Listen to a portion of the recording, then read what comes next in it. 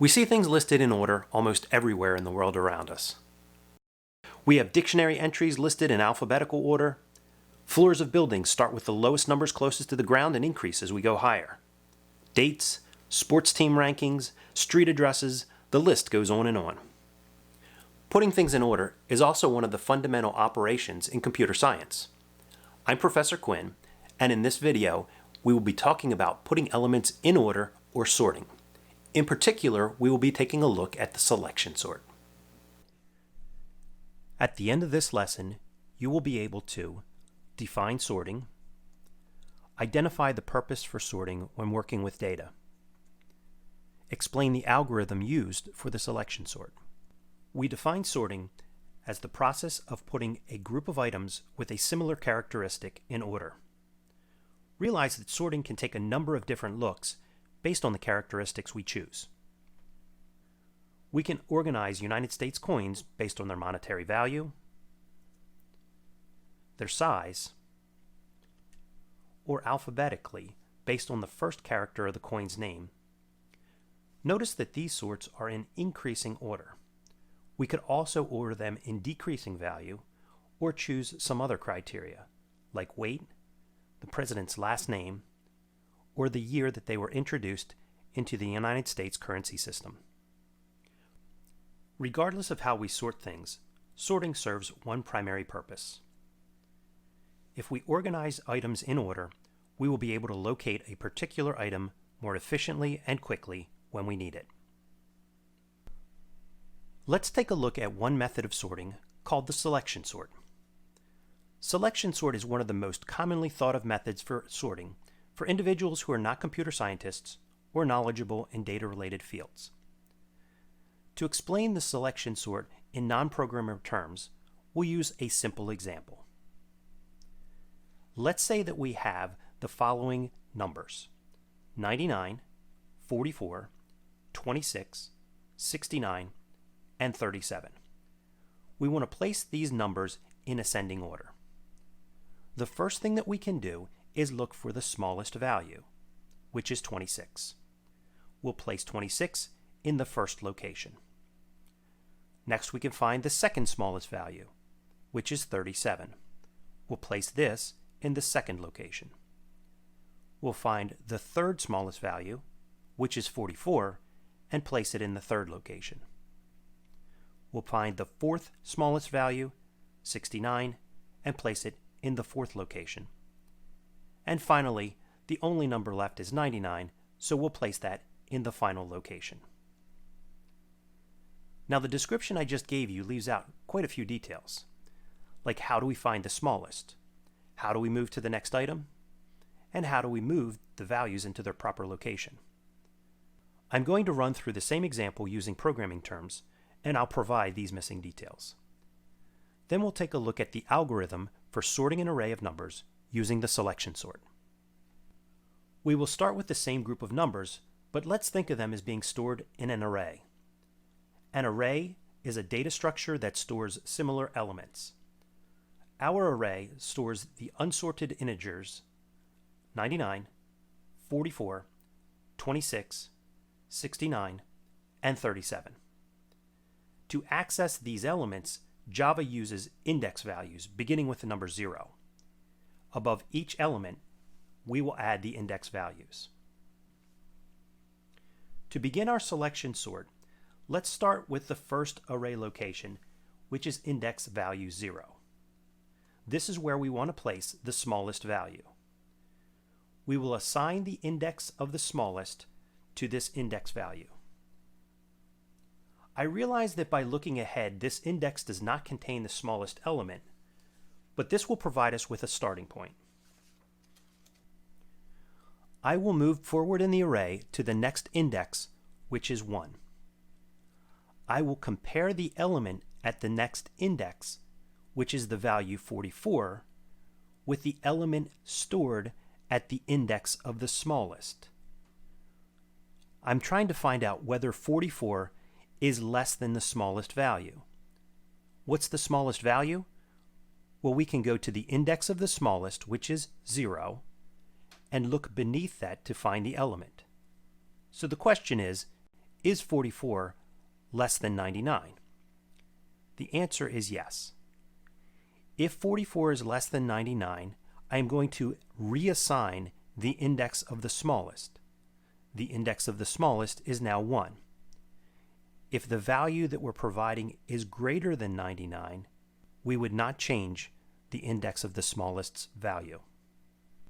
We've established that the index of the smallest is equal to 1, and the element at that location is 44. We want to move forward to the next index value, which is 2. We want to compare the value stored at 2, which is 26, to the value stored at the index of the smallest. We want to know, is 26 less than the smallest value? What is the smallest value?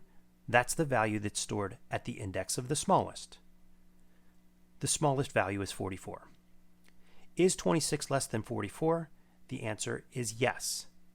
Again, whenever the answer to this question is yes, we're going to change the index of the smallest. The index of the smallest is now the value 2. Let's move on to the next index value. We'll take a look at index value 3. The value stored at 3 is the number 69. We want to compare 69 to the value that is stored at the index of the smallest. The value stored at the index of the smallest is the smallest value. Right now, the smallest value is 26. We want to compare 69 to 26. Is 69 less than 26? The answer is no. If the answer was yes, we would change the index of the smallest. If the answer is no, we make no change. So the index of the smallest will stay at 2. We'll move forward to the next comparison. Using the index of the smallest as 2, we want to know what the value is at the index of 4. The value at the index of 4 is 37. We want to now compare 37 to the smallest value. What's the smallest value? That's the value that's stored at the index of the smallest. The index of the smallest is 2, and the value stored at 2 is 26. Is 37 less than 26? The answer is no. If the answer is no, we keep the index of the smallest the same. After this iteration, there are no more values to move to. We found the smallest value, which is 26. What we'll do next is take the value at the index of the smallest and swap it with the location to place the smallest value. We want to swap 26 and 99. After performing the swap, we will mark the index of 0 and its value in gold. This location has already been sorted, and we will not need to do any further processing. We've just completed the first pass of the loop. We've found the smallest value, and we've placed it in the location for the smallest value, which is array index 0. Let's move forward to array index 1 and place the second smallest value here. Like we did before, we will assume that the value in array index 1 is the smallest value. So we're saying 44 is the smallest. We move to the next index value, and we locate the value stored there, which is 99. We want to know, is 99 less than the smallest value? What is the smallest value? It is the value that's stored in the index of the smallest. So we go to the index of the smallest, which is 1, and we find a 44. The question is 99 less than 44? The answer is no, so we do not change the index of the smallest.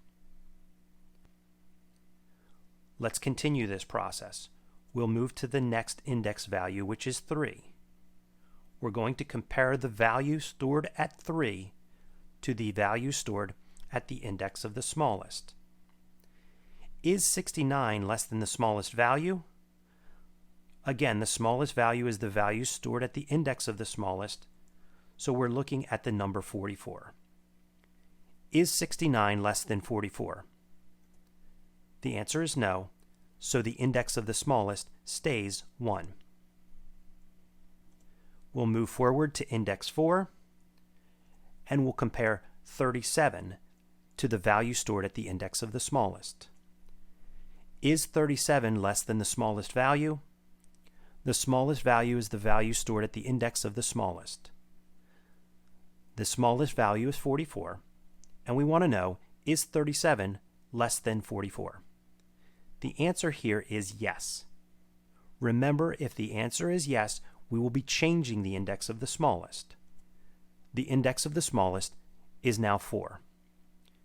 There are no more elements in the array to go to, so we will now perform a swap. We will swap the value in the index of the smallest with the value in the location to place the smallest value. Performing this swap places 37 in the second smallest value location. Notice 44 takes its place at index value 4. We've just completed the second pass of the array. We found the second smallest value, and we've placed it in the location where the second smallest value should go. Let's move forward and repeat the process again. We want to place the third smallest value in index value 2. Like we did before, we will assume that the value at index 2 is the smallest value. We'll move to the next index position, which is 3, and perform a comparison. We want to know whether the value at 69 is less than the smallest value. The smallest value is the value that is stored at the index of the smallest. The smallest value is 99. Is 69 less than 99? The answer is yes, so we will replace the index of the smallest with the value 3. We will move to the next index value, which is 4, and repeat the comparison. The value found at index 4 is 44.